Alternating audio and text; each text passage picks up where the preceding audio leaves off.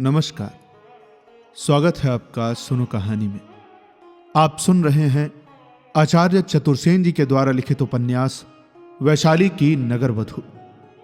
कहानी के पिछले भाग में हमने एक छाया पुरुष के बारे में सुना, साथ ही साथ हमने कृतपुण्य सेठी के पुत्र पुंडरीक के विवाह के बारे में सुना। उसके विवाह में एक बड़ी घटना हुई। वो छाया पुरुष पुंडरीक के शरीर में समा गया।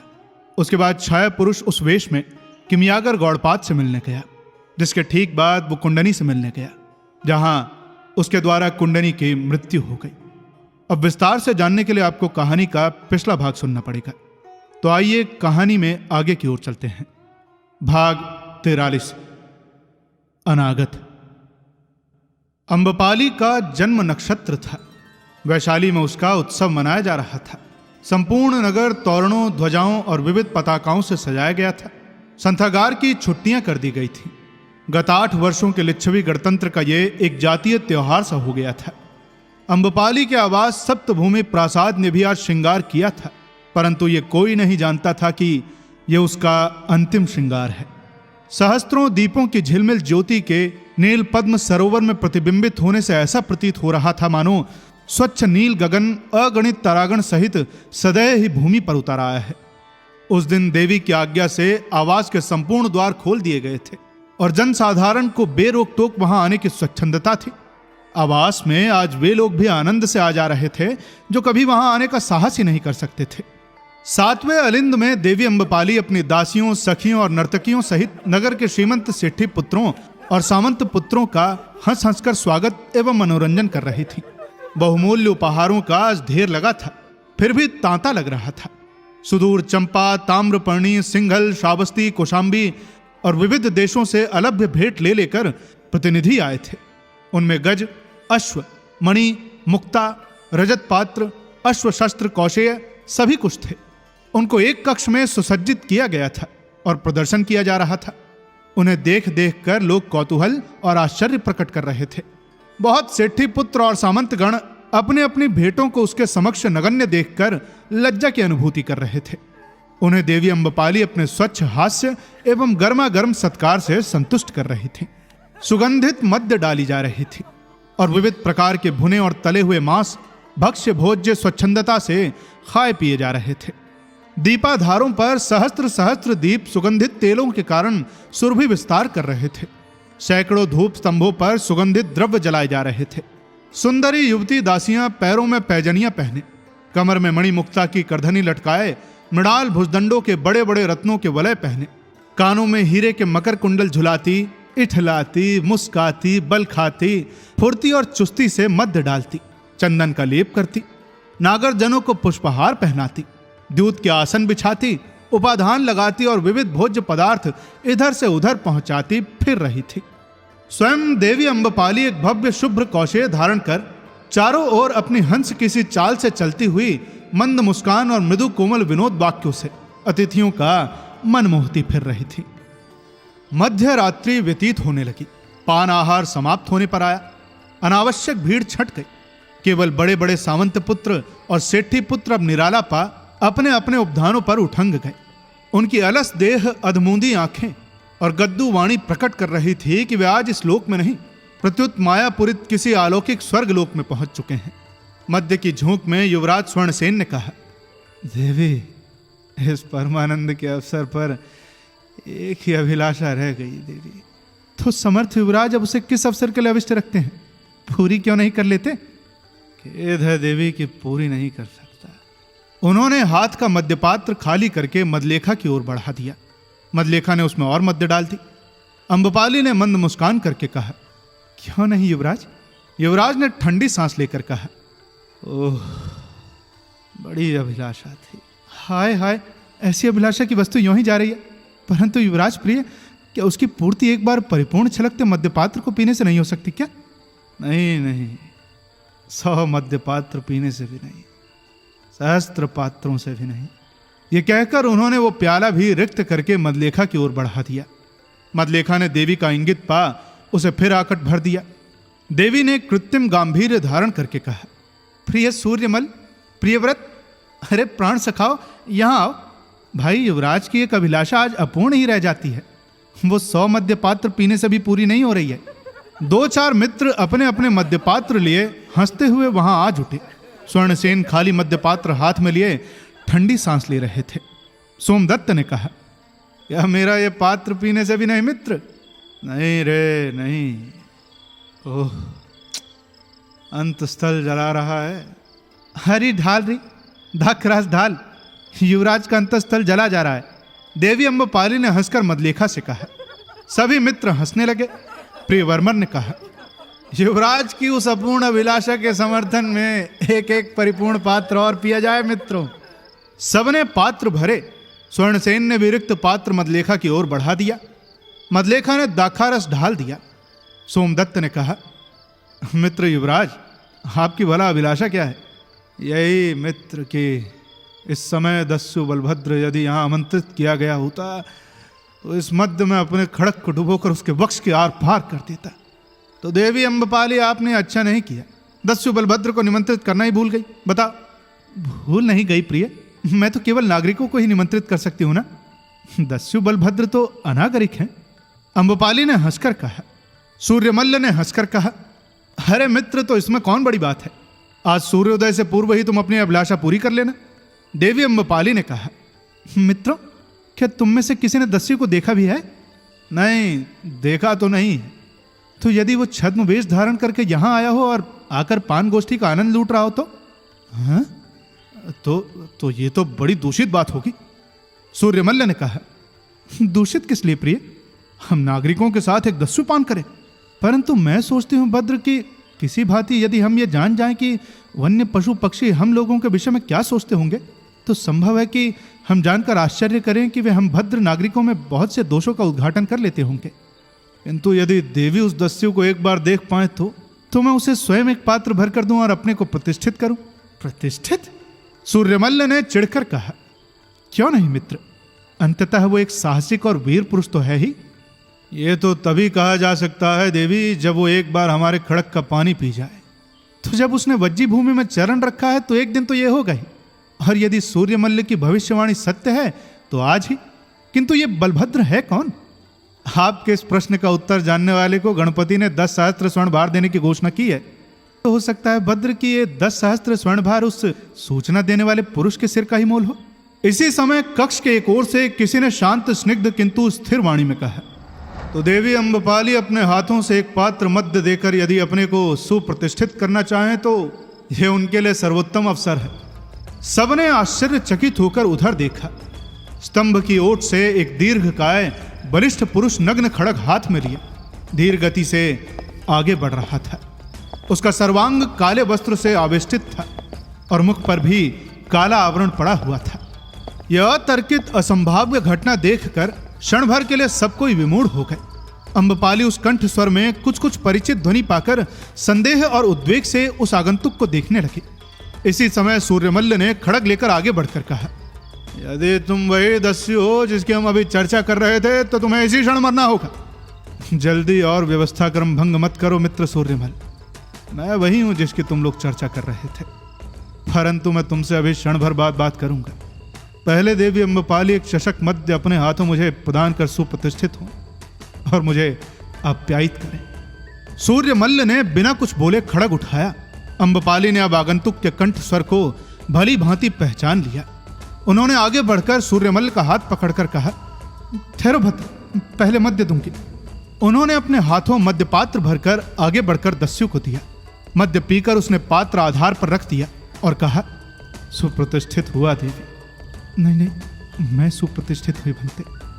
सूर्यमल्ल ने आगे बढ़कर कहा, बहुत हुआ देवी अम्बपाली, अब आप तनिक हट जाइए, परंतु मेरे आवास में आज रक्तपात नहीं होगा। उन्होंने आगे बढ़कर कहा।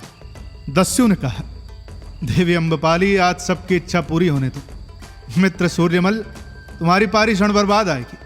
अभी युवराज स्वर्णसेन अपनी वो चिर अभिलाषित इच्छा पूरी करें जो कि 7 सहस्त्र मद्य पात्रों से भी पूर्ण होने वाली नहीं थी। फिर थोड़ा आगे बढ़कर कहा, मित्र स्वर्णसेन, ये सेवक दस्यु बलभद्र उपस्थित है। खड़े हो जाओ मित्र, हाथ का मद्य पात्र रख दो। वो सम्मुख खड़ग है, उठा लो और झटपट चेष्टा करके देखो कि अभिलाषा पूर्ति कर सकते हो या नहीं, क्योंकि जब मैं अपनी अभिलाषा पूर्ति करने में जुट जाऊंगा तो फिर युवराज के मन में ही रह जाएगी। अवसर नहीं मिलेगा।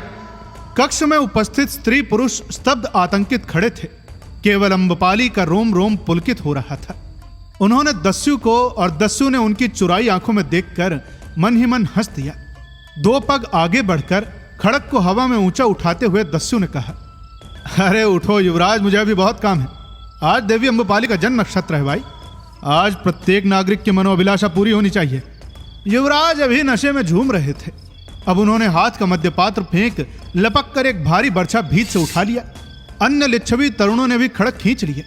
दस्यु ने उनकी ओर देखकर कहा, मित्रों, पहले युवराज, फिर आप। युवराज ने इसी समय प्रबल वेग से बर्छा फेंका।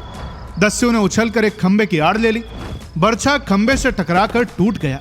दस्यु ने आगे बढ़कर युवराज स्वर्णसेन के कंठ में हाथ डालकर उन्हें आगे खींच लिया और कंठ पर खड़ग रखकर कहा, अब इस खड़ग से क्या मैं तुम्हारा सिर काट लूं युवराज?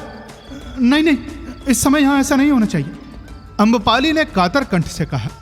दस्यु ने हंसकर कहा, यही मेरी भी इच्छा है, परंतु इसके लिए घुटने टेक कर युवराज को प्राण भिक्षा मांगनी होगी। युवराज ने सूखे होंठ चाटकर कहा, मेरा खड़ग कहां है? ये है मित्र। दस्यु ने खड़ग उठाकर युवराज पर फेंक दिया। युवराज ने भीम वेग से आगे बढ़कर दस्यु पर खड़ग का प्रहार किया, परंतु नशे के कारण वार पृथ्वी पर पड़ा। दस्यु धीरे से एक ओर हट गया। युवराज झोंक न संभाल सकने के कारण औंधे मुंह पृथ्वी पर गिर गए। दस्यु ने एक लात मारकर कहा, अब घुटनों के बल बैठकर प्राणदान मांगो युवराज। और उसने अनायास से युवराज को अपने चरणों पर लुटा दिया। अम्बपाली ने हर्षातिरेक से विह्वल होकर कहा, ओह, परंतु दूसरे ही क्षण क्रुद्ध सामंत पुत्र चारों ओर से खड़ग लेकर दौड़ पड़े। जो जहां है वहीं खड़ा रहे। दस्यु ने कड़कते स्वर में कहा, मैं यहां तुम मद्यप स्त्रीणों की हत्या करने नहीं आया हूं। लोगों ने भयभीत होकर देखा। अनगिनत काली काली मूर्तियां प्रेत की भांति कक्ष में न जाने कहां कहां से भर गई। सबके हाथ में विकराल नग्न खड़ग थे। दस्यु ने कहा, एक एक करके आओ और अपने अपने स्वर्ण रत्न आभरण अंगों पर से उतार कर यहां मेरे चरणों में रखते जाओ। सबने देखा कि प्रत्येक के पृष्ठ पर एक एक यम नग्न खड़ग लिए खड़ा है। सब जड़वत खड़े रहे। पहले तुम स्वर्णसेन। दस्यु ने युवराज की गर्दन पर खड़ग की नोक रखकर कहा। स्वर्णसेन ने अपने रत्नाभरण उतार कर चुपचाप दस्यु के पैरों में रख दिए। इसके अनंतर एक एक करके सबने उनका अनुसरण किया। दस्यु ने मुस्कुराकर कहा, हाँ, अब ठीक हुआ। अम्बपाली ने मदलेखा को संकेत किया। वो कक्ष में गई और एक रत्न मंजूषा लेकर लौट आई। उसे अम्बपाली ने अपने हाथों में ले चुपचाप दस्यु के चरण में रख दिया। इसी समय महाप्रतिहार ने भय से कांपते कांपते आकर कहा, देवी, देवी, संपूर्ण आवास को सहस्त्रों दस्युओं ने घेर लिया है। अम्बपाली ने स्निग्ध स्वर में कहा, अगार जेठक को कह भद्र की सब द्वार खोलते, सब पहरे हटा लें, समस्त भंडार उन्मुक्त कर दें और दस्यु से कह कि वे संपूर्ण आवास लूट ले जाएं। प्रतिहार भयभीत होकर कभी देवी और कभी दस्युपति के चरणों में पड़ी रत्न राशि की ओर, कभी प्रस्तर प्रतिमा की भांति अवाक निस्पंद खड़े सेठी सामंत पुत्रों को देखने लगा, फिर चला गया। अम्बपाली ने कल में खड़े दस्युओं को संबोधित करके कहा, मित्रों, उस कक्ष में आज की बहुमूल्य उपाने उपहार सामग्री एकत्रित है। इसके अतिरिक्त आवास में 100 कोटि स्वर्ण भार, बहुत सा अन्न भंडार तथा गज, रथ, अश्व है। ये सब लूट लो। अनुमति देती हूँ, आज्ञा देती हूँ। ऐसा प्रतीत होता था जैसे देवी अम्बपाली के शरीर का एक एक रक्त बिंदु आनंद से नृत्य कर रहा था। दस्यु बलभद्र ने संकेत से सबको रोककर फिर अम्बपाली की ओर घूर कर कहा, देवी और सब तथाकथित भद्रजन उस कक्ष के उस पार अलिंद में तनिक चलने का कष्ट करें। सबने दस्यु की आज्ञा का तत्क्षण पालन किया। अलिंद में जाकर दस्यु ने द्वार का आवरण उघाड़ दिया। सबने देखा कि नीचे प्रांगण में असंख्य नरमुंड खड़े हैं। सबकी पीठ पर एक एक गठरी है। बलभद्र ने पुकार कर कहा, मित्रों, तुमने देवी अम्बपाली की आवाज से क्या लूटा है? हमने केवल अन्न लिया है बनते। अम्बपाली ने कहा, मेरे आवास में 100 कोटि स्वर्णभार और अनगिनत रत्न खत्तों में भरे पड़े हैं। सबके द्वार उन्मुक्त हैं। तुम लूट क्यों नहीं लेते प्रियजनों? नहीं नहीं देवी, हम ऐसे दस्यु नहीं हैं। हम भूखे ग्रामीण कृषक हैं। अंतरायण के अधिकारियों ने सेना भेजकर हमसे बलि ग्रहण कर ली थी। वे हमारी सारी फसल उठाकर ले गए हैं। हमारे बच्चे भूखे मर रहे थे। देवी की जय रहे, अब वे पेट भर कर खाएंगे देवी। दस्यु ने कहा, देवी अम्बपाली, ये गणतंत्र भी उसी भांति गणशोषक है जैसे साम्राज्य। यहां भी दास हैं, दरिद्र हैं, और ये निकम्मे मद्यप स्त्रीण सामंत पुत्र हैं, ये सेठी पुत्र हैं। आज ये कंकड़ पत्थर की भांति अरब खरब के रत्न मणि अपने शरीर पर लाद कर इन भूखे नंगे कृषकों को लूटने को सेना भेजकर यहां मनमत्त होने आए हैं। ये सभी गणरक्षक तो यहां हैं जो निर्लज्ज की भांति वीर दर्प करते हैं। देवी, मैं ये हीरे मोती इन्हीं कृषकों को लौटा देना चाहता हूं जिनके पेट का अन्न छीनकर ये मोल लिए गए हैं। इन्हें फिर से बेचकर ये अन्न मोल लेकर अपने बच्चों को खिलाएंगे और वस्त्र पहनाएंगे। दस्यु की आंखों से आग की झरें निकल रही थी। इसी समय मदलेखा धीरे धीरे आगे बढ़ी। उसने अपने दोनों हाथ आगे बढ़ा दिए। उसमें उनके 2-3 आभरण थे। मृदुमंद स्वर से उसने कहा, ये मेरे हैं भंते, इन्हें लेकर मुझे भी अनुग्रहित कीजिए। कठोर दस्यु द्रवित हुआ। उसने आशीर्वाद का वरद हस्त उस क्रीता दासी के मस्तक पर रखा और फिर कहा, मित्रों, अब तुम शांत भाव से अपने अपने स्थान को चले जाओ।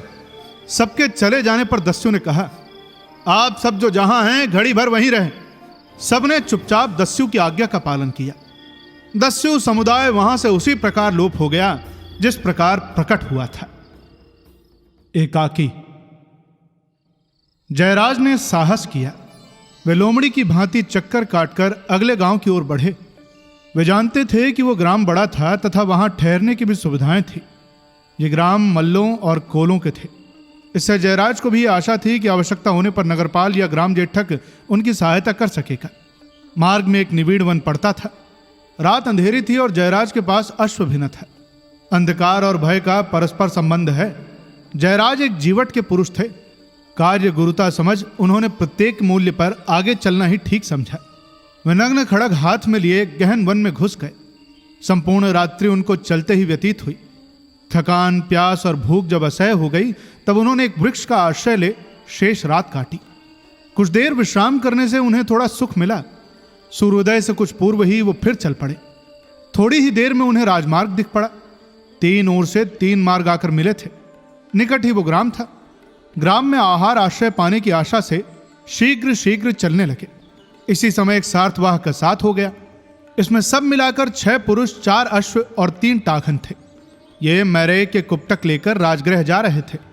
जयराज इनसे बात ही कर रहे थे कि 4 और मनुष्य इस मंडली में आ मिले। सार्थवाहों ने कहा, ये अपने ही जन हैं, पीछे रह गए थे। जयराज को संदेह हुआ, परंतु वो उन्हीं के साथ बातें करते हुए चलने लगे। उन्होंने अपने को एक वस्त्र व्यवसायी बताया था।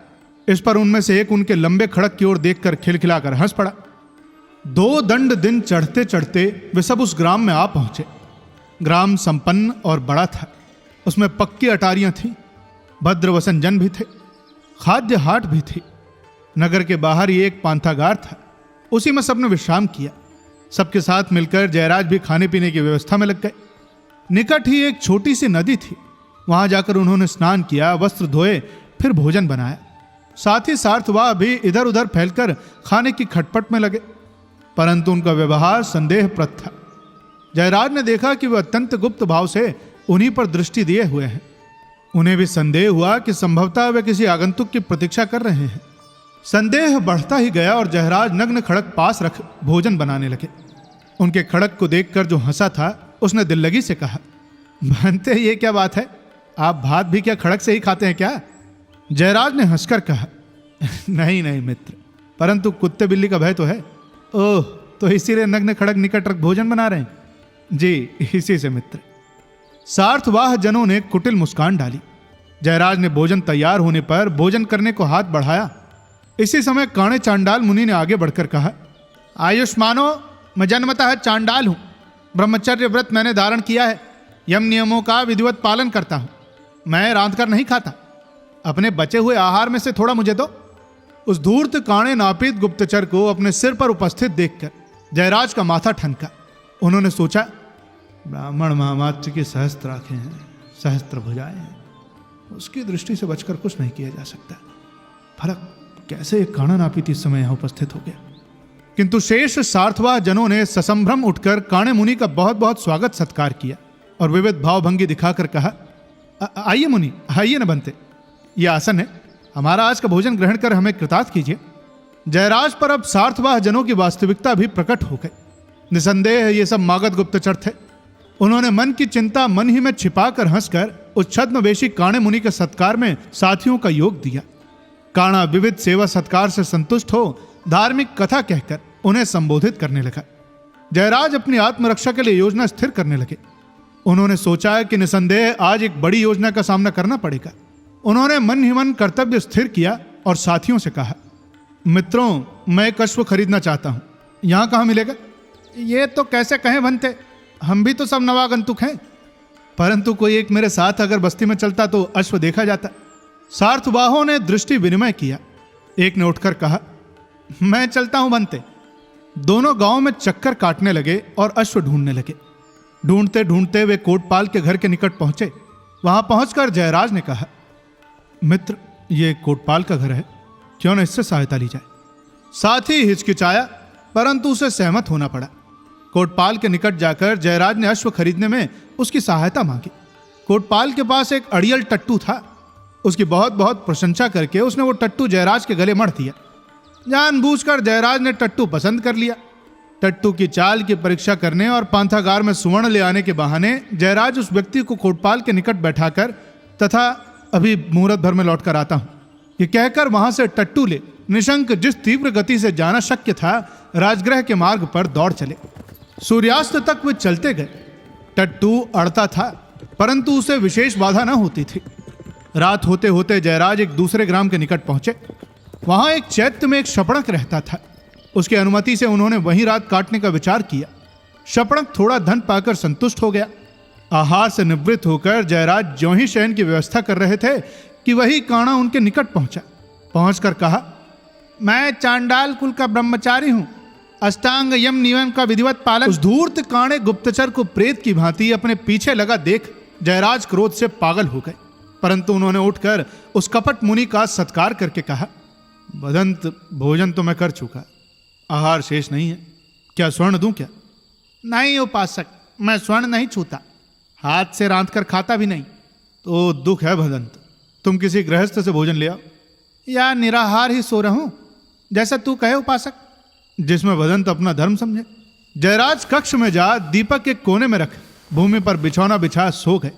कुछ देर काणा मुनि उस शपकण के साथ धर्म चर्चा करता रहा, फिर वो भी वहीं सो गया। जब जयराज ने दोनों को सोया समझा तो झांक कर उन्हें देखा। वे युक्ति से उसके कक्ष का द्वार रोककर सोए थे। जयराज ने समझ लिया कि ये दोनों के दोनों, ये शपकण भी गुप्तचर ही है।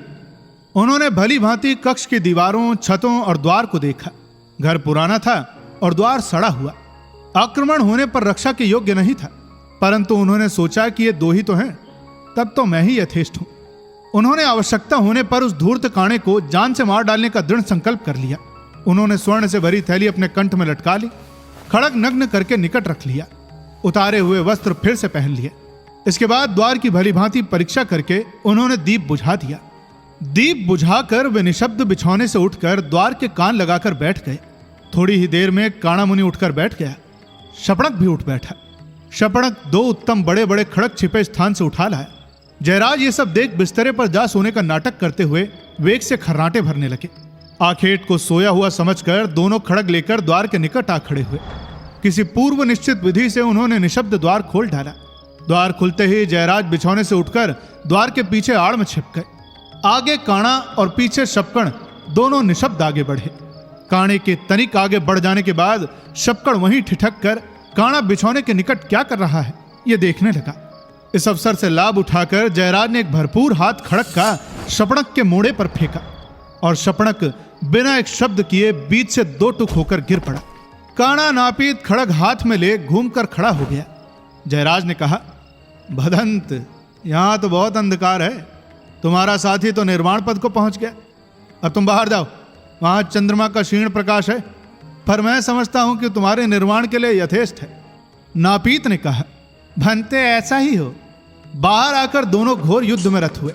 कोई भी जीवित प्राणी वहां उनका साक्षी न था। जयराज ने कहा, प्रभंजन, तू तो खड़ग चलाने में उतना ही प्रवीण है जितना छद्मवेश धारण करने में, परंतु आज तेरी यही मृत्यु है। जीवन और मृत्यु तो भंते आने जाने वाली वस्तु है। जो गुप्तचर कार्य में रत है वह इस बात पर विचार नहीं करते। यह क्या चांडाल मुनि का वचन है? नहीं भंते, प्रभंजन निपाति गुरु का। मैं खड़गहस्त होकर झूठ नहीं बोलता। और बातचीत नहीं हुई। दोनों वीर असाधारण कौशल से युद्ध करने लगे। ऐसे भी क्षण आए जब जयराज को प्राणों का भय उपस्थित हुआ, पर एक अवसर पर प्रभंजन का पैर फिसल गया। उसका उठा हुआ खड़ग लक्ष्य चूता हुआ और दूसरे ही क्षण उसके कंठ पर जयराज का भरपूर खड़क पड़ा, जिससे उसका मस्तक कटकर और लुढ़क कर दूर जा गिरा। मस्तक कटने पर भी प्रभंजन का रुंड कुछ समय तक खड़क घुमाता रहा। उस एकांत रात में जनशून्य चैत्य में, रक्त से भरी भूमि में, रक्त में चुता हुआ खड़ग हाथ में लिए जयराज ने छिन्न मस्तक रुंड को हवा में खड़ग ऊंचा किए अपनी ओर दौड़ता हुआ देखा तो वो भय से नीले पड़ गए। इसी क्षण प्रभंजन का कबंध भूषाई हो गया। जयराज अब वहां एक क्षण भी न ठहर उसी के वस्त्रों से खड़ग का रक्त पोंछ राजगृह के मार्ग पर एकाकी ही अग्रसर हुए। उस समय वो भय और साहस के झूले में झूल रहे थे। अब आइए दोबारा दस्यु और अम्बपाली के पास चलें। मधुवन में दस्यु बलभद्र आगे, देवी अम्बपाली उनके पीछे, स्वर्णसेन और सूर्यमल उनसे भी पीछे तथा 5 दस्यु खड़गहस्त उनके पीछे। इस प्रकार वे वैशाली के शून्य राजपथ को पार कर वन विधि में होते हुए उत्तर रात्रि में मधुवन उपत्यका में पहुंच गए। अम्बपाली दस्युराज से बात करना चाह रही थी, परंतु दस्यु चुपचाप आगे बढ़ा जा रहा था। मार्ग में अंधकार था। अम्बपाली एक सुखद भावना से उत्प्रोत हो गई। उनके मानस नेत्रों में कुछ पुराने चित्र अंकित हुए। वो होठों ही में कहने लगी, यदि इसी समय एक बार फिर सिंह आक्रमण करे और मुझे उधर पर्वत श्रृंग पर स्थित कुटीर में एक बार फिर वही अवश्य नृत्य करना पड़े तो फिर कैसा हो। उसने आवेश में आकर अपना अश्व बढ़ाया। अश्व को दस्युराज के निकट लाकर कहा, भंते, हमें कब तक इस भांति चलना पड़ेगा? बस पहुंच चुके देवी, दस्यु ने कहा। फिर एक संकेत किया। कहीं से एक दस्यु काले भूत की भांति निकलकर सम्मुख उपस्थित हुआ। दस्यु ने मंद स्वर से कहा, सांब, सब यथावत ही है ना? हाँ बनते। तब ठीक है, तू अपना कार्य कर। काला भूत चला गया। दस्यु ने अब पर्वत पर चढ़ना आरंभ किया। पहाड़ी बहुत ऊंची न थी। चोटी पर चढ़कर सब लोग यथास्थान खड़े हो गए। सूर्यमल और स्वर्णसेन ने भयभीत होकर देखा, सम्मुख उस टेकरी के दक्षिण पार्श्व की उपत्यका में दूर तक स्थान स्थान पर आग जल रही थी। उस जलती आग के बीच में आगे पीछे बहुत से दस्यु अश्व पर सवार हो इधर से उधर आ जा रहे हैं। सबका सर्वांग काले वस्त्र से आवेष्टित है। सूर्यमल्ल ने धीरे से निकट खड़े हुए युवराज स्वर्णसेन से कहा, ये तो दस्यु सैन्य शिविर प्रतीत होता है। देख पड़ता है जैसे दस्यु का दल चींटियों के दल के समान अनगिनत है। एक विचित्र प्रकार का अस्फुट शब्द सा सुनकर स्वर्णसेन ने टेकरी के वाम पार्श्व में घूमकर देखा। उधर से एक सुसज्जित अश्वारोही सैन्य धीरे धीरे सावधानी से इस तथाकथित दस्यु शिविर की ओर बढ़ रहा था। उसके शस्त्र इस अंधेरी रात में भी दूर जलती आग के प्रकाश में चमक रहे थे। इस सैन्य को धीर गति से आगे बढ़ते देख स्वर्णसेन ने प्रसन्न मुद्रा में उंगली से संकेत किया। सूर्यमल्ल ने हर्षित होकर कहा, यही हमारी सेना है। दस्युओं के शिविर पर अब आक्रमण हुआ ही चाहता है। परंतु दस्यु क्या बिल्कुल असावधान है? उसने अचल भाव से आग की ओर निश्चल देखते हुए दस्युओं की ओर देखा। फिर पीछे खड़े हुए दस्युराज को मुंह फेर कर देखा। वो उसी प्रकार नग्न खड़ग लिए खड़े थे। इतने ही में लिच्छवी सेना ने एक बारगी ही फैलकर दस्यु शिविर पर धावा बोल दिया। स्वर्णसेन और सूर्यमल का रक्त उबलने लगा। उन्होंने दस्यु बलभद्र की ओर देखा, जो उसी भांति निस्तब्ध खड़ा था। अरे क्या इसकी बुद्धि भ्रष्ट हो गई है? किस भरोसे निश्चिंत यहां खड़ा है? स्वर्णसेन ने हाथ मलते हुए कहा, खेद है कि हमारे पास शस्त्र नहीं। लिच्छवी सैन्य ने वेग से धावा बोल दिया, परंतु यह कैसा आश्चर्य है कि दस्यु सम्मुख नहीं आ रहे हैं। जो दस्यु सैनिक इधर उधर वहां घूमते दिख रहे थे, वो भी अब लुप्त हो गए हैं। लिच्छवी सेना यों ही शून्य में अपने भाले और खड़क चमकाती हुई चिल्ला रही थी। वो जैसे वायु से युद्ध कर रही है। ये सब क्या गौरव धंधा है मित्र? स्वर्णसेन ने सूर्यमल्ल का कंधा पकड़कर कहा। सूर्यमल्ल की दृष्टि दूसरी ओर थी। उनकी आंखें पथरा रही थी और वाणी जड़ थी। उसने भरे स्वर में कहा, सर्वनाश। साथ ही उसने एक और उंगली उठाई। स्वर्णसेन ने देखा कि काली नागिन की भांति काले वस्त्र पहने दस्यु सैन्य एक कंदरा से निकलकर लिच्छवी सैन्य के पिछले भाग में फैलती ही जा रही है। दूर तक इस काली सेना के अश्वरोही घाटी में बिखरे हुए हैं। देखते ही देखते लिच्छवी सैन्य का उसने समस्त पृष्ठ भाग छा लिया। और जब वो सेना विमूढ़ की भांति दल बांधकर तथा सम्मुख एक भी शत्रु न पाकर ठोर ठोर पर जलती हुई आग के चारों ओर घूम घूम कर तथा हवा में शस्त्र घुमा घुमा कर चिल्ला रही थी, तभी दस्यु सैन्य ने जैसे कोई विकराल पक्षी अपने पैर फैलाता है, अपने दाएं बाएं पक्षों का विस्तार किया। देखते ही देखते लिच्छवी सैन्य तीन ओर से घिर गई। सम्मुख दुर्गम दुर्लभ पर्वत था, परंतु लिच्छवी सैन्य को कदाचित आसन्न विपत्ति का भी आभास भी नहीं मिला था। सूर्यमल्ल के होंठ छिपक गए और शरीर जड़ हो गया। स्वर्णसेन के अंग से पसीना बह चला। आग के उजाले के कारण लिच्छवी सैन्य दस्यु दल को बहुत निकट आने पर देख पाया। थोड़ी ही देर में मार काट मच गई और दस्यु के दबाव से सिकुड़कर लिच्छवी जलती हुई आग की ढोरियों में गिरकर झुलसने लगे। हाहाकार और चीत्कार से आकाश हिल गया। स्वर्णसेन ने कहा, भंते बलभद्र, इस महाविनाश को रोकिए। ये नरसंहार है, ये युद्ध नहीं है। क्या तुम बिना शर्त आत्मसमर्पण करते हो? हम निरुपाय हैं भंते बलभद्र, दया करो।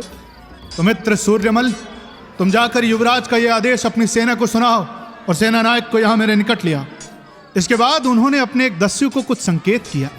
उसने एक संकेत शब्द उच्चारित किया। दस्यु सैन्य जहां थी वहीं युद्ध रोककर स्तब्ध खड़ी रह गई। सूर्यमल्ल ने श्वेत पताका हवा में फहराते हुए अपने सेनापतियों को तुरंत युद्ध से विरत कर दिया तथा नायक को लेकर वो दस्युराज बलभद्र की सेवा में उपस्थित हुए। दस्युराज बिना एक भी शब्द कहे चुपचाप पूर्व अनुक्रम से टेकरी से उतरकर एक पर्वत कंदरा में घुस गए। कंदरा अधिकाधिक पतली होती गई। तब सब कोई अश्व से उतरकर अपने अपने अश्व की रास थाम पैदल चलने लगे। अंततः वे एक विस्तृत हरे भरे मैदान में जा पहुंचे। पूर्व दिशा में उज्जवल आलोक फैल गया था। तब वैशाली के इन वैभवशाली जनों ने देखा कि उस मैदान में एक अत्यंत सुव्यवस्थित स्कंधावार निवेश स्थापित है, जिसमें 50 सहस्त्र अश्वारोही भट्ट युद्ध करने को सन्नद्ध उपस्थित है। एक विशाल पर्वत गुहा में सुकोमल उपधान और रत्न कंबल बिछे थे। सब सुख साधनों से गुफा संपन्न थी। अम्बपाली को एक आसन पर बैठाते हुए दस्यु ने कहा, देवी अम्बपाली और मित्रगण, तुम्हारा इस दस्युपुरी में स्वागत है। आज तुम मेरे अतिथि हो। आनंद से खाओ पियो और रात के दुस्वप्न को भूल जाओ। उसने संकेत किया। शाम्ब चुपचाप आ खड़ा हुआ। उसने अम्बपाली की ओर संकेत करके कहा, शाम्ब, देवी बहुत खिन्न है। रात भर के जागरण से थक गई हैं तथा श्रमित हैं। जा, इनके यथावत व्यवस्था करते जा। उसने देवी से अपने साथ दूसरी गुहा में चलने का अनुरोध किया।